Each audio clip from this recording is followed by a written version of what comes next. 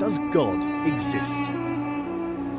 Is religion a force for good or evil? Can religion and science go hand in hand? To find some answers, I've come to Oxford, home to the oldest university in the English-speaking world and the place where I studied as an undergraduate. One of the jewels in the city's crown is the Oxford Union, the debating chamber that's witnessed such legendary orators as Winston Churchill, Benazir Bhutto and, of course, Kermit the Frog. I've come back to the Union today to sit down with the world's most famous atheist, Professor Richard Dawkins, to put faith on trial and to ask, is religion evil?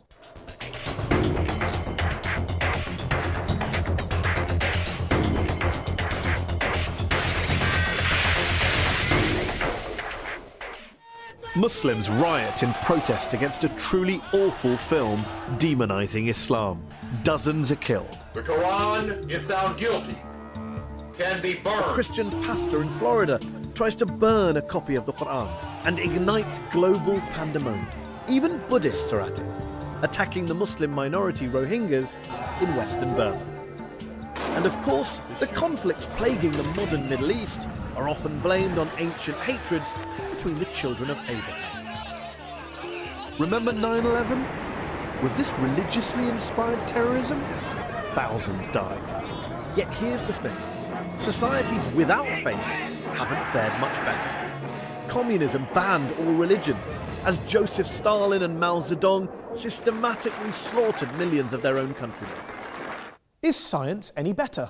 Since Galileo and Darwin, scientists have sought to stamp out ignorance and unravel the mysteries of the universe. But science has also poisoned the environment, unleashed killing on an industrial scale, and now threatens our entire planet. My guest today, however, stands firmly on the side of science and has provoked controversy with his attacks on religion. Ladies and gentlemen, Professor Richard Dawkins. One of the most prolific thinkers of his generation, he shot to fame in the 1970s with his research into genetics, and his book, The Selfish Gene, transformed evolutionary biology. His most famous work, The God Delusion, sold millions of copies and has been translated into more than 30 languages. Richard, thanks so much for joining us here on Al Jazeera. Before we go any further, I just want to check something. Are you an atheist? For all practical purposes, yes. Nobody can actually say for certain that anything doesn't exist. But I'm an atheist in the same way as I'm an a-leprechaunist and an a-fairyist and an a-pink unicornist. So you're not 100% sure God doesn't exist, but you're sure enough to make it practically... I'm as sure as you are sure that fairies and leprechauns don't exist. And do you see an equivalence between the idea of God and the idea of a fairy and a leprechaun? The evidence for both is equally poor. You say, in The God Delusion, one of my favourite sentences that jumps out of the page, that the God of the Old Testament is a petty, unjust, unforgiving control freak, a vindictive, bloodthirsty ethnic cleanser, a misogynistic, homophobic, racist, infanticidal, genocidal, filicidal, pestilential, megalomaniacal, sadomasochistic, capricious, malevolent bully. As a piece of rhetoric, superb. But do you really believe that? Congratulations on getting megalomaniacal right, by the way. Most people fumble on that. Yes, if you've actually read the Old Testament, I think you would have to agree. It's hideous. It's an the God of the Old Testament who is a monster. But also the God of the Quran, the New Testament, the Hindu scripture? Well, the God of the Quran, I don't know so much about. The God of the New Testament is widely advertised as being a bit more gentle. And certainly, on the whole, he is. There are things about the New Testament that I find, in a way, almost more objectionable than the Old Testament.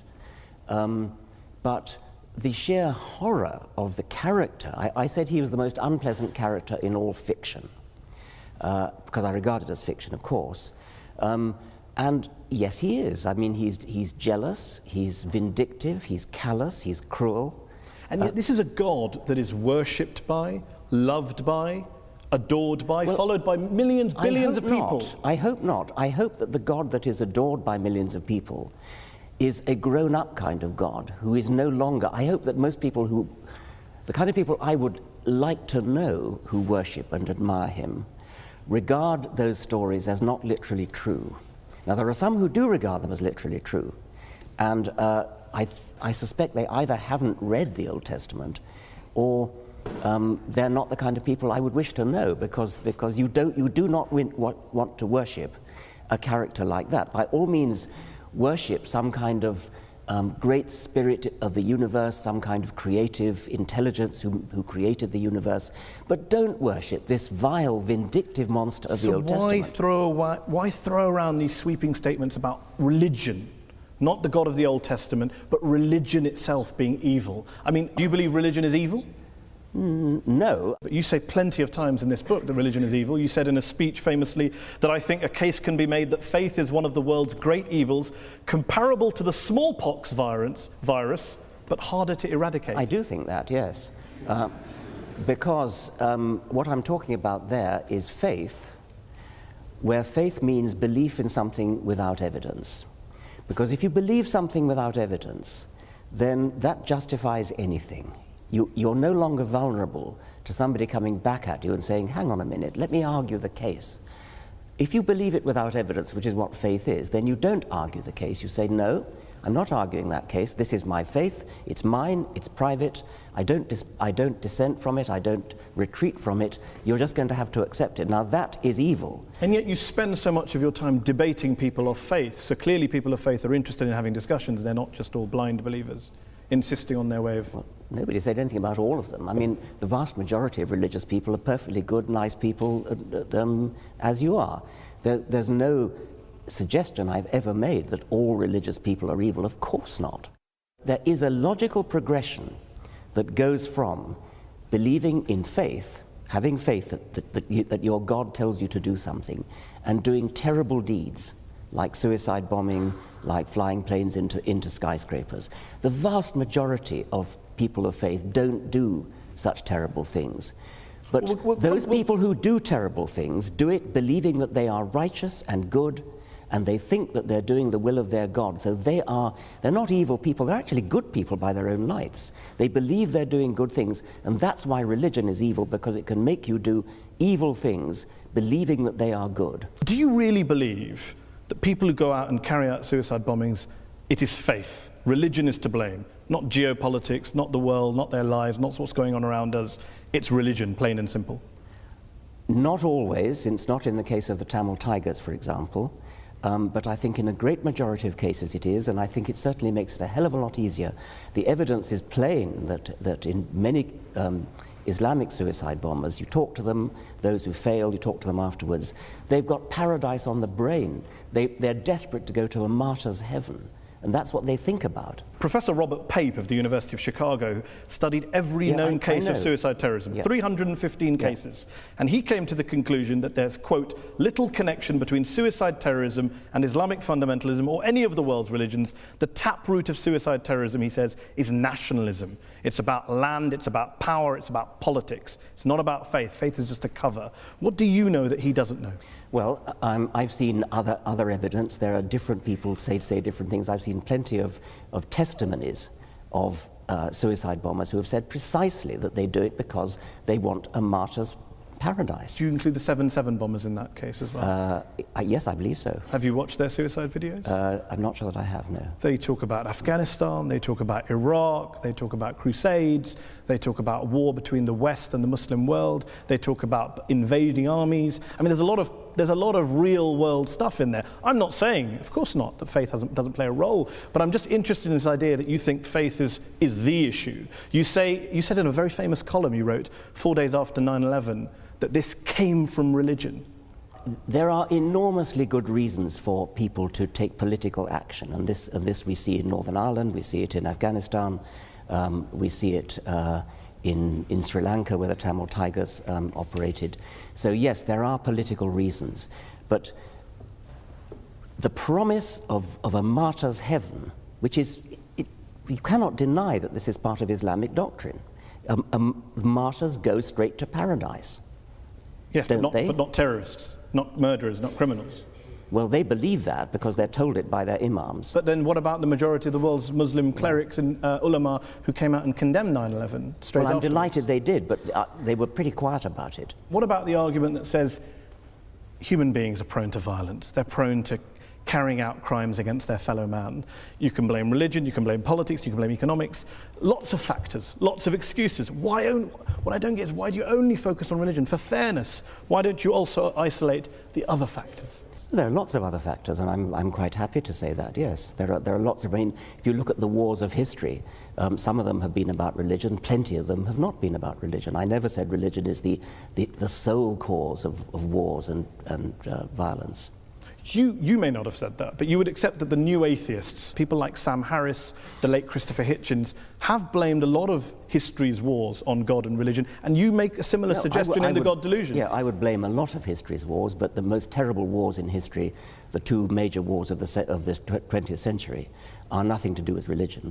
You accept that point? Yeah, of course. And the Cold War and Vietnam? Yes, I would, of course, yes. So when you have a situation where some of the world's worst crimes were carried out not by believers, how then does that square with your idea that it's religion that causes good people to do bad things, it's religion that's driving violence, your original statement against religion at the start of this? Dogmatic belief in something like religion or something like Marxism or something like Nazism, these are all, or indeed patriotism, I mean, my country, right or wrong, these are all pernicious beliefs which can drive people to do terrible things.